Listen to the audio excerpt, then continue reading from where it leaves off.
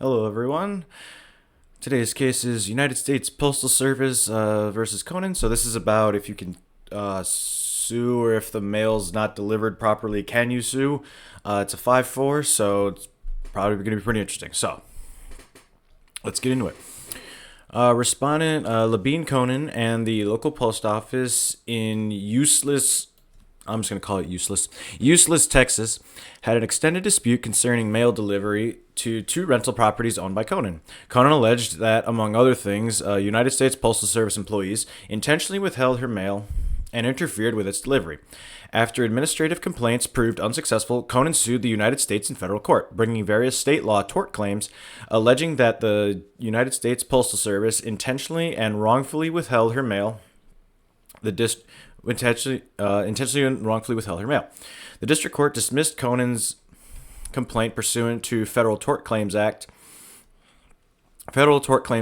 postal exception, under which the United States retains sovereign immunity for all claims arising out of the loss, miscarriage, or negligent transmission of letters or postal matter. The district court concluded that the United States enjoys sovereign immunity from Conan's claims because they all relate to personal or financial harms arising from non-delivery of mail. The district court further held that the postal exception is not limited to merely negligent failure to properly carry the mail. The Fifth Circuit reversed, holding that the term loss, miscarriage, and negligent transmission do not encompass the intentional act of not delivering the mail at all. In contrast, the First and Second Courts have interpreted the postal exception to apply to suits even when they arise from harms caused by intentional misconduct. The court granted certiorari to resolve the split. Held. The United States retains sovereign immunity for claims arising out of the intentional non-delivery of mail because both miscarriage and loss of mail under the FTCA's postal exception can occur as a result of the Postal Service's intentional failure to deliver the mail. The postal exception reflects Congress's judgment that redress for harms of the sort primarily identified with the Postal Service's function of transporting mail throughout the United States should not come from potentially burdensome tort suits. Both miscarriage and loss of mail under the postal exception can occur as a result of the Postal Service's intentional failure to deliver the mail. The court interprets statutory terms according to the ordinary meaning they had when they were enacted. When Congress enacted the FTCA in 1946, the miscarriage of mail ordinarily included any failure of mail to properly arrive at its intended destination. Dictionaries published around that time confirmed that a miscarriage of mail happened when mail failed to arrive at its destination. The court declines to limit miscarriage to negligent failures, as no dictionary cited imposed this limitation, and ordinary speakers used miscarriage to refer to problems with mail caused by intentional misconduct, such as when mail was stolen or burned. The court also declined to limit miscarriage to when mail goes to the wrong address, as speakers used the term when mail failed to reach its intended destination regardless of where the mail ended up, including when mail was delayed, came too late, or was left in the post office. When Congress enacted the FTCA, the loss of mail ordinarily meant a deprivation of mail regardless of how the deprivation was brought about. Contemporary dictionaries defined loss as the act or fact of losing or suffering deprivation, and one can suffer a deprivation of something when another intentionally keeps that thing for himself. Konan alleged that she was entitled to possession of her mail, but that the Postal Service converted it, meaning she was deprived of the use and possession of the property, and so her claims arise out of the loss of her mail. The court disagrees with the attempt by Konan to limit loss to only inadvertent losses. A loss can be the result of another person's intentional misconduct, and ordinary speakers commonly described a loss of mail from theft, including theft by the carrier. The court also disagrees with the argument that the postal exception applies only when the Postal Service lost the mail, because Congress applied the postal exception to all claims arising out of the loss, miscarriage, or negligent transmission of mail, describing kinds of harms, not kinds of actions by the postal workers. This interpretation is consistent with the principal provision of the FTCA, which includes losses caused by intentional misconduct and does not require that the government lost anything. The court rejects Conan's proposal to limit loss to only destruction.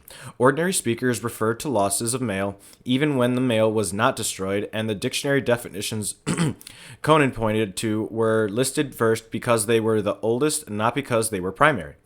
The court rejects Conan's remaining arguments that her claims must not be barred by the postal exception. Konan argues that the postal exception's negligent transmission category narrows the meaning of miscarriage and loss, but Congress intentionally limited the negligent qualifier to transmission and did not use it to qualify loss or miscarriage. An adjective before the final noun in a list cannot be transplanted to qualify the preceding nouns. The court does not think that the negligent qualifier suggests that Congress was trying to enable suits involving intentional misconduct. Instead, the inclusion of negligent to qualify transmission forecloses claims involving mail even though nothing went wrong with its transport or delivery, keeping the focus of the postal exception on mail delivery problems. Konan also argues that the court's interpretation of miscarriage and loss run afoul of the presumption against surplusage because many claims, including Konan's here, will arise from both a miscarriage and a loss of mail. But Konan's proposal to solve the surplusage, three non-overlapping definitions of the statutory terms, is inconsistent with ordinary meaning, which shows that these terms are often used in an overlapping manner. In Dolan, the court interpreted the terms in the postal exception to substantially overlap, and the canon against surplusage is subordinate to the cardinal canon that a legislature says in a statute what it means and means in a statute what it says there. Congress likely used broad overlapping terms to better keep complaints about mail delivery out of court. The court does not decide whether all of Konan's claims are barred by the postal exception or which arguments Konan adequately preserved. Vacated and remanded. Thomas delivered the opinion of the court, in which Chief Justice Roberts, Alito, Kavanaugh, and Barrett joined. Sotomayor filed a dissenting opinion, in which Kagan, Gorsuch, and Jackson joined. Justice Thomas delivered the opinion of the court. The United States enjoys sovereign immunity and cannot be sued without its consent. By means of the Federal Tort Claims Act, Congress waived that sovereign immunity for certain tort suits based on the conduct of government employees. But in the provision at issue in this case, Congress retained sovereign immunity for a wide range of claims about mail. Specifically, the FTCA's postal exception retains sovereign immunity for all claims arising out of the loss, miscarriage, or negligent transmission of letters or postal matter. This case concerns whether this exception applies when postal workers intentionally fail to deliver the mail. We hold that it does. The United States Postal Service is a frequent point of contact between citizens and the federal government. In 2024, the Postal Service's more than 600,000 employees delivered more than 112 billion pieces of mail, over 300 million a day, to more than 165 million delivery points. Unsurprisingly, given this volume, not all mail arrives properly and on time. The Postal Service reports receiving approximately 335,000 customer complaints per year. Because it is a government agency, recourse against the Postal Service is the form of lawsuits for money damages. In the form of lawsuits for money damages is limited. As part of the executive branch of the government of the United States, the Postal Service enjoys federal sovereign immunity absent a waiver. Before 1946, that sovereign immunity generally prevented those injured by government employees from receiving compensation through lawsuits. That year, Congress enacted a limited waiver of immunity through the FTCA. Subject to enumerated exceptions, the FTCA allows a plaintiff to sue the government for injuries or loss of property caused by the negligent or wrongful act or omission of a federal employee acting within the scope of his office or employment. The FTCA's postal exception retains the government's sovereign immunity for lawsuits about failing to properly carry or deliver mail. It forecloses any claim arising out of the loss, miscarriage, or negligent transmission of letters or postal matter. This court has interpreted the postal exception to apply when the plaintiff is harmed because mail either fails to arrive at all or arrives late, in damaged condition, or at the wrong address. This case arises from the dismissal of a complaint, so we accept the complaint's allegations as true, although the government disputes them. Respondent LeBain Konan owns two houses a block apart in Useless, Texas. One on Saratoga Drive and the other on Trenton Lane. Konan leases rooms to tenants in both houses and occasionally stays at them herself. The Postal Service delivers mail for all the houses in the neighborhood to a central structure with a box for each house. The Postal Service distributes keys to the owners of the houses so that they can retrieve their mail. As the homeowner, Konan received the keys to the box for both houses. Konan kept the keys and distributed the mail to her tenants daily, and she also received some of her own mail at the Saratoga address. Conan's grievances with her mail service began in May 2020. After Konan noticed that no mail had arrived at her Saratoga house in several days, she learned that the assigned carrier had changed the listed owner from Conan's name to a tenant's name. The same carrier then authorized a change of the lock to allow the tenant to have his own mail key without Conan's consent. Conan's confronted the employees at the local post office about these changes. A supervisor at the local post office explained to Konan that the Postal Service would stop delivering mail to her Saratoga address until the Postal Service Inspector General's office investigated and determined the proper owner. Konan then received no mail to the Saratoga address for a couple of months before service resumed. Konan then learned that the same carrier had mail addressed to her and her tenants returned to senders as undeliverable. As a result, Konan and her tenants did not receive important mail. Konan resorted to private carriers. The disruption in mail service resulted in the loss of tenants and made it more difficult for Konan to attract new tenants. The carrier also taped a red notice inside the mailbox stating that mail addressed to some but not all of the Saratoga residents could be delivered to the box. In 2021, postal workers also allegedly stopped delivering mail to the Trenton house after discovering that Konan owned it as well. In response, Konan signed up for the Postal Service's Informed Delivery Service, which allows customers to view scans of incoming mail. When she discovered that mail on its way to her address was not being delivered, she requested that the mail from the Saratoga residents be held at the post office so that she could retrieve it in person. But the postal employees did not give her the mail because Konan failed to provide identification for the addresses.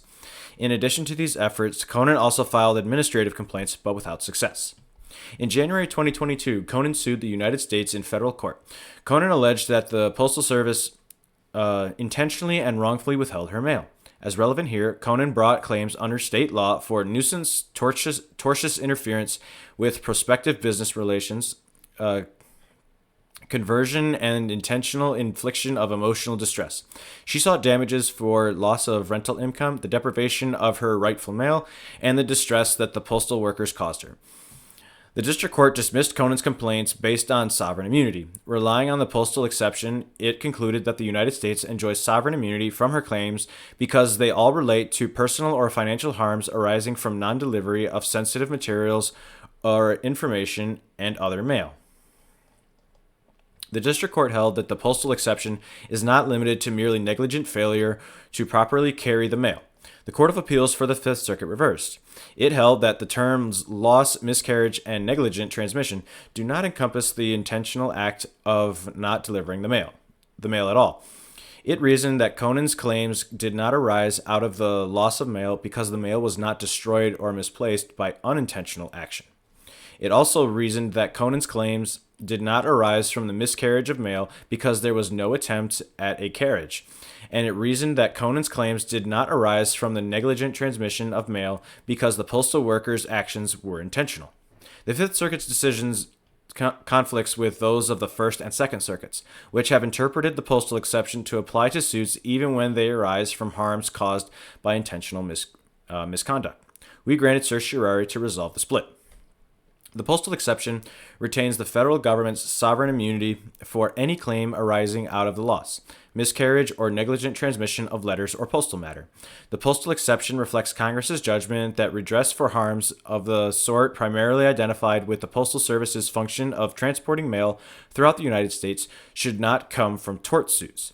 Given the frequency of postal workers' interactions with citizens, those suits would arise so often that they would create a significant burden for the government and the courts, and their cost to taxpayers would depend on the value and importance of the mail's contents, over which the government typically has no control. According to Konan and the dissent, the postal exception does not apply to Konan's claims because she alleges that postal workers intentionally refused to deliver her mail. We disagree. Both miscarriage and loss of mail under the postal exception can occur as a result of the Postal Service's intentional failure to deliver the mail. Absent a reason to think otherwise, we interpret statutory terms according to the ordinary meaning they had when they were enacted. When Congress enacted the FTCA in 1946, the miscarriage of mail ordinarily included any failure of mail to properly arrive at its intended destination. Konan would limit miscarriage to unintentional failures or failures where the mail went to the wrong address. Neither limitation is well founded. Dictionaries published around the time Congress enacted the FTCA confirmed that a miscarriage of mail happened when mail failed to arrive properly. Two dictionaries indicate that miscarriage of mail meant the failure of a letter to reach its destination.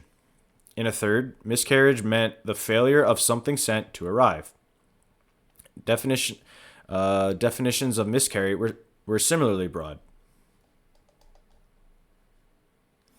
Because a miscarriage includes any failure of mail to arrive properly, a person experiences a miscarriage of mail when his mail is delivered to his neighbor, held at the post office, or returned to the sender, regardless of why it happened.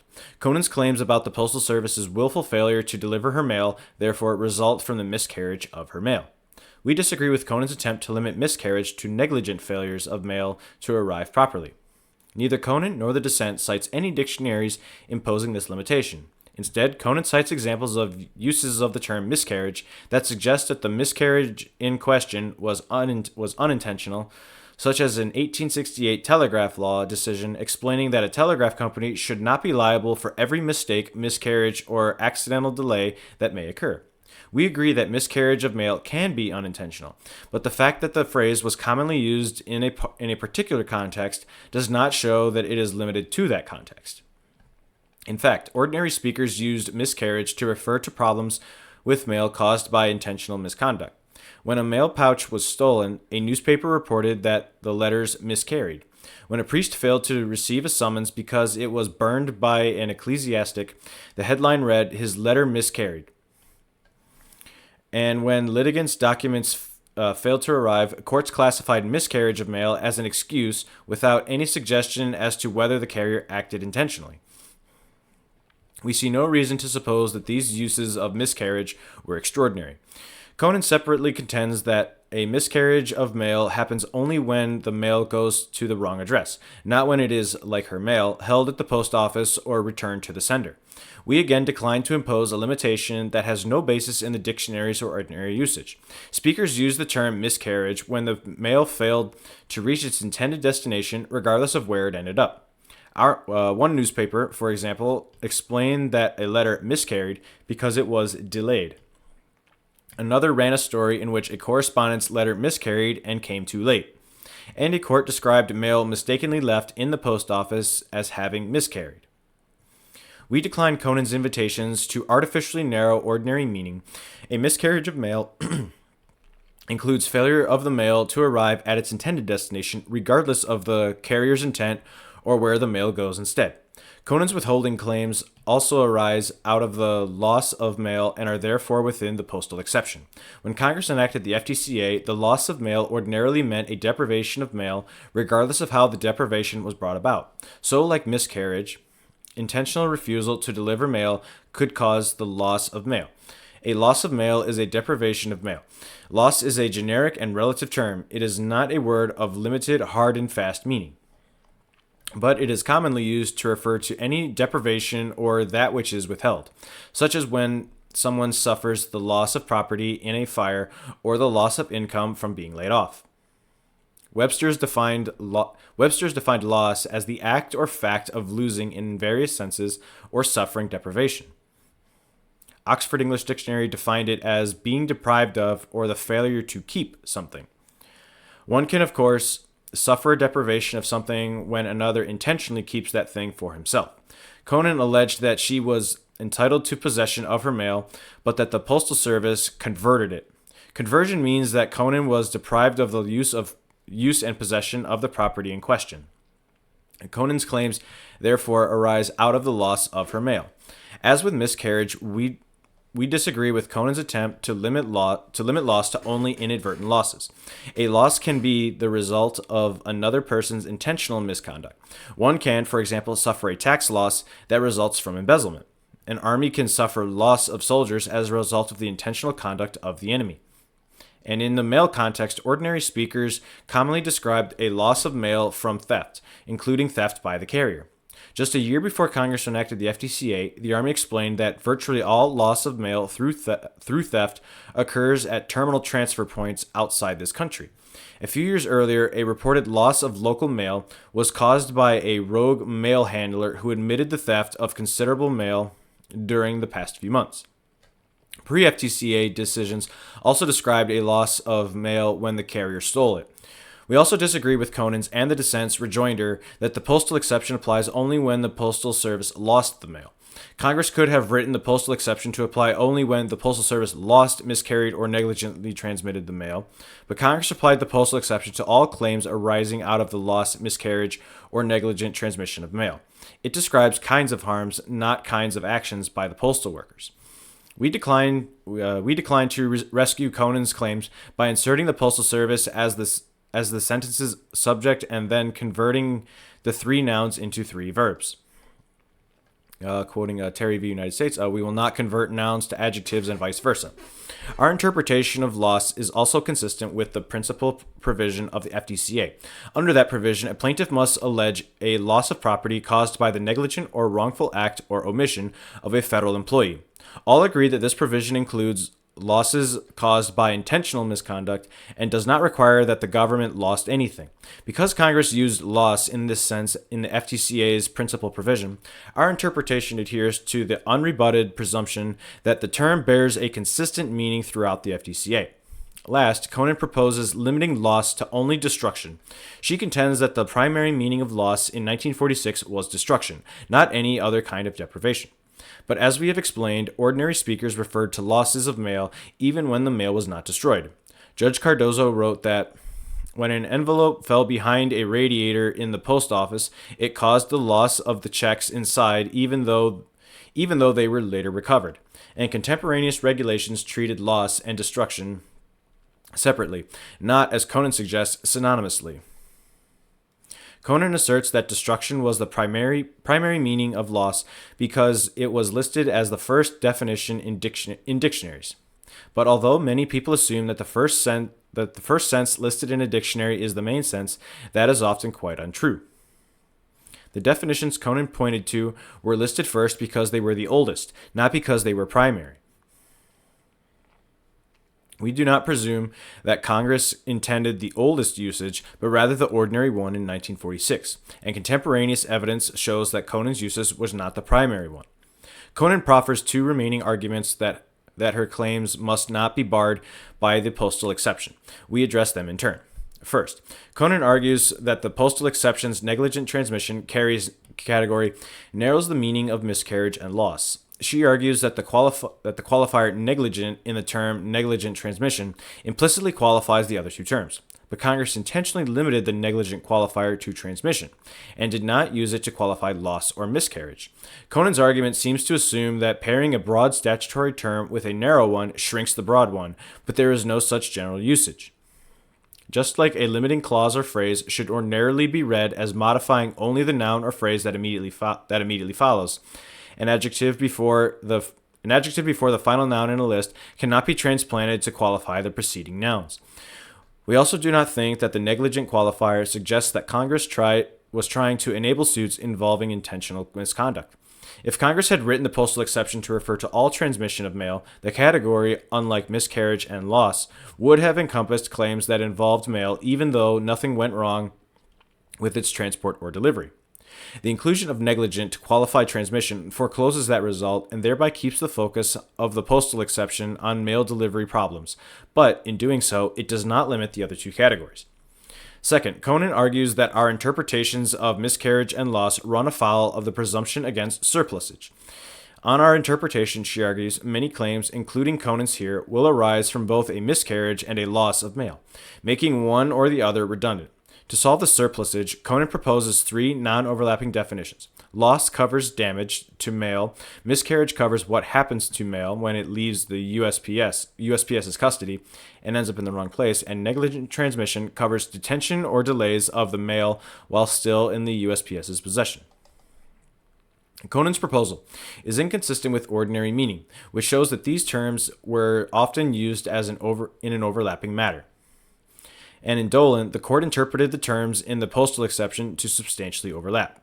The canon against surplusage is subordinate to the cardinal canon that a legislature says in a statute what it means and means in a statute what it says there. We think that Congress likely used broad overlapping terms to better keep complaints about mail delivery out of court.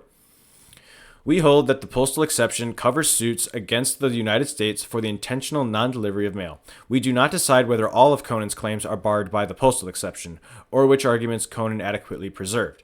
We vacate the judgment of the Court of Appeals and remand the case for further proceedings consistent with this opinion. It is so ordered. Justice Sotomayor, with whom Justice Kagan, Justice Gorsuch, and Justice Jackson dissenting. For 2 years, Respondent LaBaine Konan and her tenants did not receive mail addressed to the rental properties that Konan owned. According to Konan, negligence was not to blame. Quite the opposite. She alleges that United States Postal Service employees intentionally withheld delivery because they did not like that a black person owned the properties and leased rooms to white people. Konan brought this action under the Federal Tort Claims Act, FTCA, against the United States to recover damages she sustained as a result of this alleged years-long harassment campaign. The United States is generally protected by sovereign immunity, but Congress, through the FTCA, has enacted a capacious waiver of that immunity for tort suits when an individual is harmed by a federal employee acting within the scope of her employment. That waiver, however, is subject to several exceptions. Today, the court holds that one exception, the postal exception, prevents individuals from recovering for injuries based on a postal employee's intentional misconduct, including when an employee maliciously withholds their mail. Because this reading of the postal exception transforms rather than honors the exception Congress enacted, I respectfully dissent. The FTCA serves a simple purpose: to remove the sovereign immunity of the United States from suits in tort. This broad waiver of immunity allows an individual harmed by a federal employee acting within the scope of his office or employment to recover for injury or loss of property or personal injury or death caused by the employee's negligent or wrongful act or omission. Congress has also enacted several exceptions preserving the United States' immunity in some circumstances. The exceptions are designed to protect certain important governmental functions and prerogatives from disruption. They thus mark the boundary between Congress's willingness to impose tort liability upon the United States and its desire to protect certain governmental activities from exposure to suit by private individuals. At the same time, courts must be careful not to interpret these exceptions too broadly. Unduly generous interpretations, this court has warned, run the risk of defeating the central purpose of the statute: to waive the government's immunity from suit in sweeping language. To harmonize these considerations, the proper objective of a court attempting to construe one of the exceptions is to identify those circumstances which are within the words and reason of the exception, no less and no more. This case calls on the court to interpret the postal exception, which covers any claim arising out of the loss, miscarriage, or negligent transmission of letters or postal matter. The wording of this exception is noticeably narrower than some of its neighbors. For example, all claims for damages caused by the fiscal operations of the Treasury or by the regulation of the monetary system are barred. So too are all claims arising from the activities of the Tennessee Valley Authority, the Panama Canal Company, and a federal bank, a federal intermediate credit bank, or a bank of cooperatives. By comparison, Congress did not paint with as broad of a brush in designing the postal exception, like it had for these other agencies and activities. Congress could have granted immunity for all claims arising from the mail activities of the Postal Service. Instead, Congress identified certain misconduct for which the government was not assuming financial responsibility, namely the loss, miscarriage, or negligent transmission of letters or postal matter. By using specificity over generality, it follows that Congress intended for this exception to be less encompassing than the coverage provided by the broader exceptions, and for the government to assume financial responsibility for certain classes of misconduct related to postal activities. This court has already identified some of those classes. In Kosak, the court explained that claims arising from car accidents caused by postal employees delivering mail fall outside the exception. In Dolan, the court recognized a second class of claims for slip and falls caused by an employee negligently placing a package on a porch step. Today, I would have affirmed the Fifth Circuit's well-reasoned decision that acknowledged a third class, claims concerning intentional misconduct committed by postal employees, which would necessarily include withholding a person's mail for malicious reasons. The postal exceptions text shows that Congress did not intend to immunize intentional misconduct. Recall that the exception covers the loss, miscarriage, and negligent transmission of mail.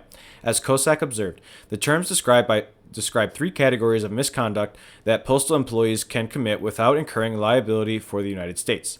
The majority, however, contends that these terms focus on harms rather than government wrongdoing, citing Dolan. To be sure, Dolan described these terms as harms, but in the same breath, it also emphasized that the three terms protect only a subset of postal wrongdoing. A focus on misconduct is consistent with most other FTCA exceptions, which generally are triggered by certain types of government conduct rather than the type of harm the plaintiff experiences. For instance, some exceptions directly cover different acts or omissions of government employees. Discretionary acts, administering subsections 1 through 31 of Title 50. Another addresses intentional actions by employees capturing, for example, assault, battery, false imprisonment, and other intentional torts like them. A different group immunizes the activities of a given government instrumentality. Yet a different subset describes a specific type of government action, such as the assessment or collection of any tax or customs duty, the imposition or establishment of a quarantine, and the fiscal operations of the Treasury. The focus of each is on the government conduct. The same is necessarily true of the postal exception. The key question is thus as follows. What kind of misconduct falls within the words and reason of the postal exception? All signs point to Congress leaving intentional misconduct outside the exception scope. Begin with negligent transmission. This term covers negligence causing mail to be lost or to arrive late, in damaged condition, or at the wrong address. It goes without saying that this term, therefore, does not immunize intentional misconduct.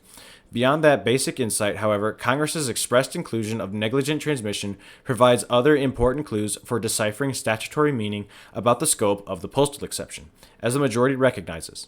If Congress had included all claims arising out of the transmission of mail in the postal exception, the term would have encompassed claims that involved mail even though nothing went wrong with its transport or delivery. To avoid that outcome, Congress needed to add a narrowing modifier to focus on when things go wrong. Critically, Congress did not have to choose negligent as that modifier, or the only modifier. Congress could have, for example, modified transmission with both negligent and wrongful. Doing so would have avoided the problem the majority identifies, while also clarifying that both classes of conduct fall within the exception scope. Yet Congress elected to immunize negligent conduct alone. Its choice to do so carries significance. It raises the natural inference that Congress intended for at least some intentional wrongdoing related to transmitting mail to fall outside the scope of the exception. Indeed, before this court, the government emphasizes repeatedly that negligent transmission is significant because the term shows that Congress knew how to exclude intentional conduct when it wanted to. Yet, according to the government and the majority, this was a hollow choice. In their view, Congress excluded some set of intentional conduct through the negligent transmission modifier, only to sweep that conduct back into the exception through miscarriage and loss. The majority adopts the government's definition of miscarriage as capturing situations where mail fails to arrive properly, regardless of the actor's intent. It also adopts the government's definition of loss as capturing the deprivation of mail, regardless again of the depriver's intent. It is difficult to see how a postal employee could intentionally transmit mail wrongfully, such as by refusing to deliver the mail, lighting it on fire, or shredding it into pieces, without falling within these definitions of miscarriage or loss. In this world, Congress did not even need to bother with the modifier to transmission that it adopted. Congress did not make this odd choice. As explained below, loss and miscarriage, as used in the postal exception, do not capture intentional misconduct either. Turn then to loss. As the government acknowledged in its petition for certiorari, loss is ordinarily understood to capture unintentional conduct. For good reason. As the Fifth Circuit observed below, no one intentionally loses something. People lose their keys when they misplace them, not when they give them to their children. People lose their mail when it gets stuck behind a drawer, not when they intentionally throw it away. If someone said that they lost their car, no one would think it was stolen, only that the person forgot where they had parked it. The same is true when the Postal Service loses someone's mail. The reason is an error, not deliberate wrongdoing. To reach its contrary result, the majority defines loss as any deprivation of mail, which it concludes captures all situations where the individual does not receive mail, no matter the cause. To do so, however, the majority must shift away from a focus on harms that befall the mail to harms that befall Konan. The majority says that the postal exception encompasses three kinds of harms, not kinds of actions by the postal workers. The majority defines the first two terms, miscarriage and negligent transmission, to encompass harms to the mail. Yet, under the majority's interpretation, loss is an entirely distinct kind of harm. That is because the mail does not suffer a deprivation in the same way that mail fails to arrive, miscarriage, or mail is damaged due to negligence, negligent transmission. The only way loss could mean a deprivation is if it were a harm experienced by Konan, not by the mail. No such inconsistency, however, arises if, as explained above, all three terms are read to refer to the government's misconduct, the Postal Service's loss, miscarriage, or negligent transmission of mail.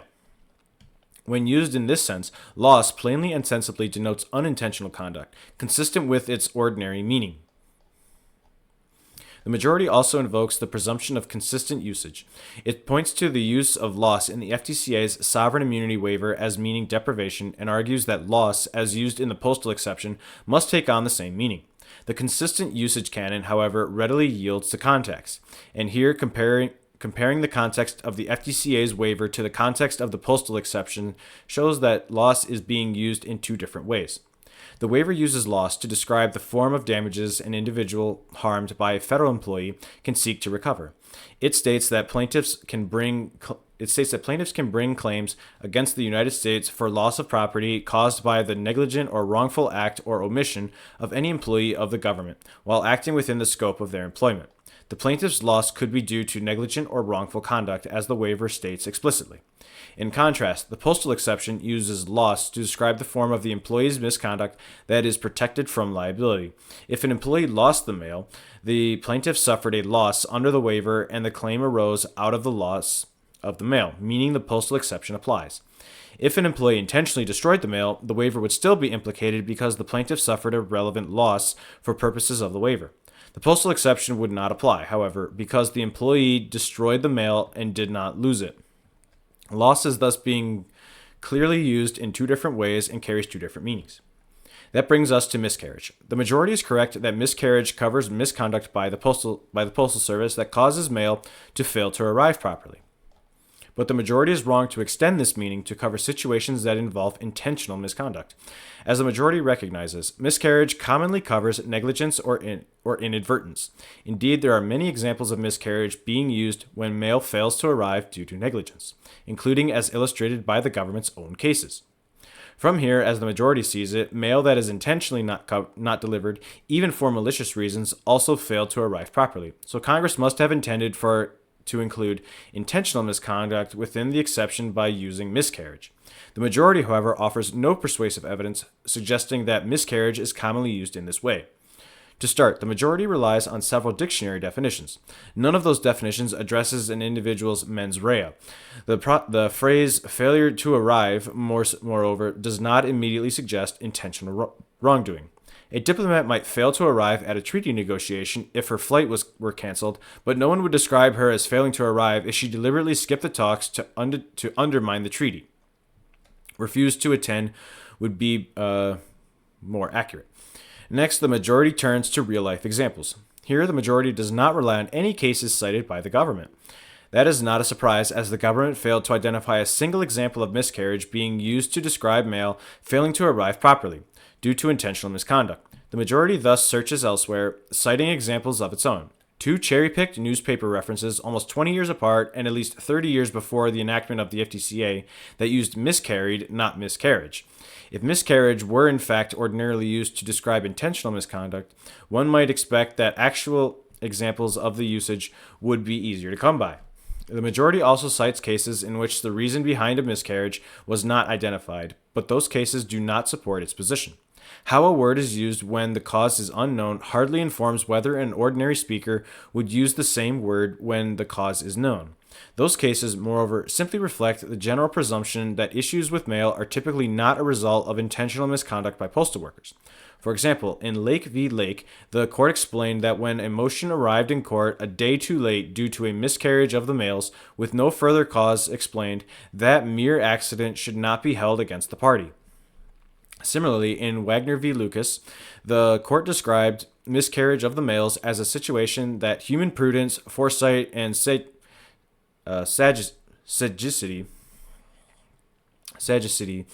could could not could not prevent, like a mistake in the wording of a telegram.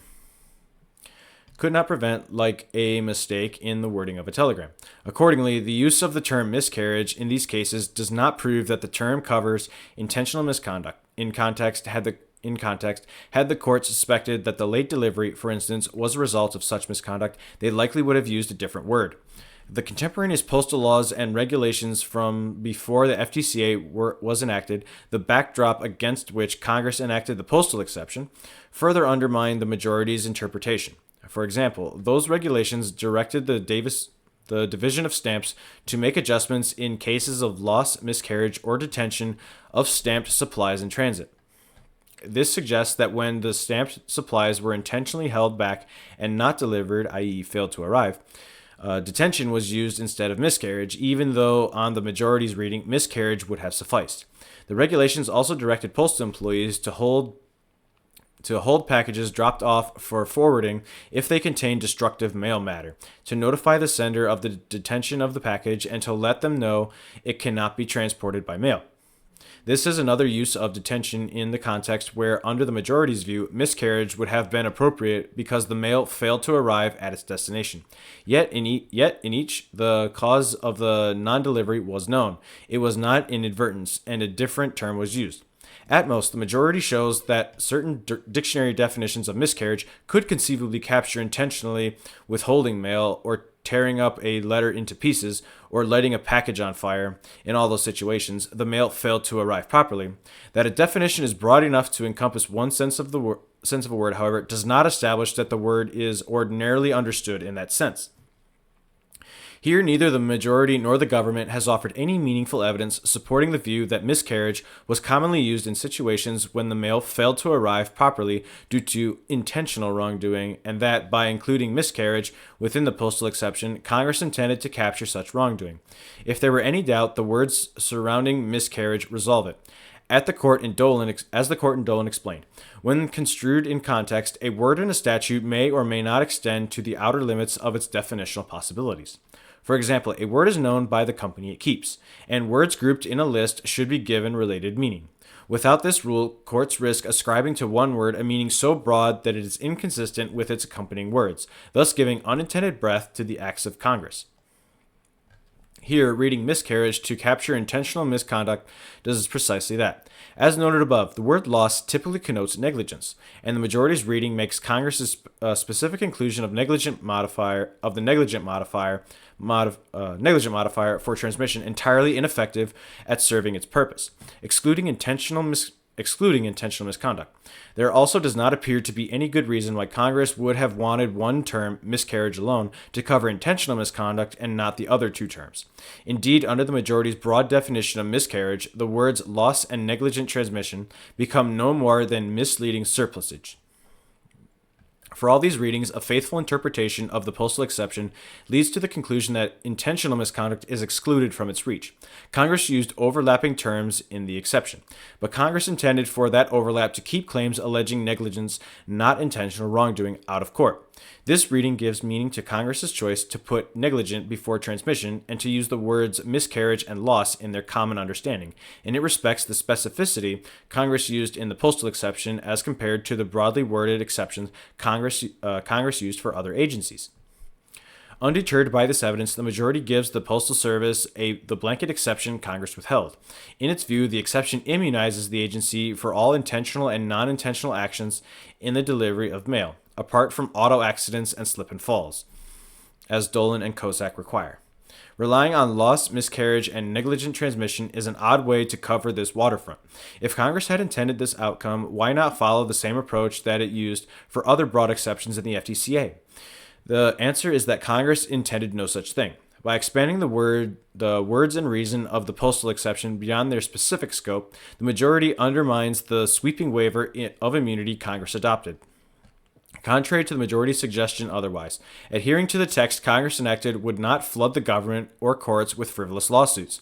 That is because the FTCA has additional safeguards that bar many claims premised on intentional misconduct. Liability for the United States will arise only in the rare situation in which the employee's intentional conduct is tortious, falls within the scope of her employment, and falls outside of the due care and discretionary function exceptions. For example, the majority cites one case of an insurance company suing after a federal employee stole an expensive package that it had insured. But most states likely do not consider intentional torts like theft to fall within an individual's scope of employment. The United States accordingly would not incur liability in those circumstances or others involving claims of similar misconduct. In addition, there are ordinary litigation tools to prevent any threats of abuse. From Rule 11 of the Federal Rules of Civil Procedure to the plausibility standards in Bell Atlantic Corporation v. Twombly and Ashcroft v. Iqbal. These tools suffice in many other circumstances where the threats of disruption posed by large volumes of litigation are also high. Other exceptions, like the intentional tort exception and the due care exception, turn on government officials' mens rea, and courts are well equipped to assess the plausibility of any given case based on the facts before them. Finally, even if ruling for Konan today would mean more suits against the government for mail-related intentional torts tomorrow, that would not provide this court with authority to change the text Congress enacted. Ultimately, this regime is the consequence of Congress's choice to have the exception turn on certain types of misconduct, rather than providing the Postal Service with a blanket exception. It is not the role of the judiciary to supplant the choice Congress made because it would have chosen differently. Today, the majority concludes that the postal exception captures and therefore protects the intentional non-delivery of mail, even when that non-delivery was driven by malicious reasons. Because this interpretation expands the scope of the exception beyond what it can reasonably support and undermines the FTCA's sweeping waiver in the process, I respectfully dissent. As usual, that was a good read. If you have any cases you'd like me to read, just drop in the comments and I'd be happy to take a look. Thank you.